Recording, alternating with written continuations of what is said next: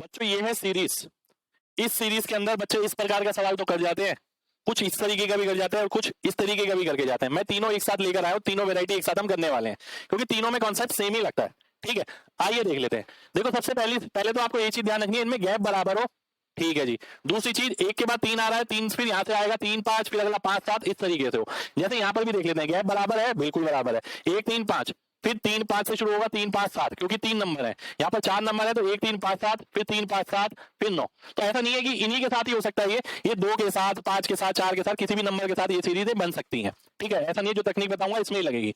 अब करना क्या है आपको, इसका आंसर निकालने के लिए सबसे पहले 1 अपॉन इन दोनों का जो अंतर आएगा उसे नीचे लिखना है, फिर 1 अपॉन पहली टर्म माइनस 1 अपॉन आखिरी टर्म। यहां से हमारा आंसर निकल के आ जाएगा भाई। ठीक है जी। अब मैं और आगे बढ़ता हूं, अब मैं अगले वाले पे आता हूं, 3 वाली में 1 अपॉन अंतर किसका, अब आखिरी और पहले वाली का ध्यान रखना, आखिरी और पहले वाली का, जो कि 4 है। ठीक है जी।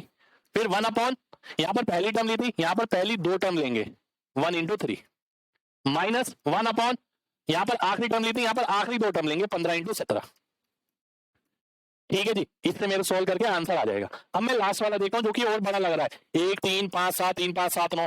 फिर से वही कॉन्सेप्ट लगेगा, 1 बटा जो डिफरेंस है 7 माइनस 1, लास्ट और पहले का यानी 6, 1 अपॉन, अब यहां पर क्या लेते थे, 2 टर्म, यहां क्या लेंगे, 3 टर्म लेंगे, 1 3 5, माइनस 1 अपॉन, यहां पर 2 लेते थे, यहां पर 3 लेंगे। तो आप एक साथ ही करके जाइए, है ना, तो याद रहेगा ये आपको।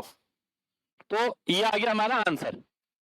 ठीक है, इसे सॉल्व करेंगे, आंसर आ जाएगा। तो तीनों सीरीज मैंने कवर करा दिया, कहीं भी क्वेश्चन मिले सीधा आपको यही कॉन्सेप्ट लगाना है, एक बार में क्लियर हो जाएगा। पसंद आया तो दिल से लाइक का बटन जरूर दबाना।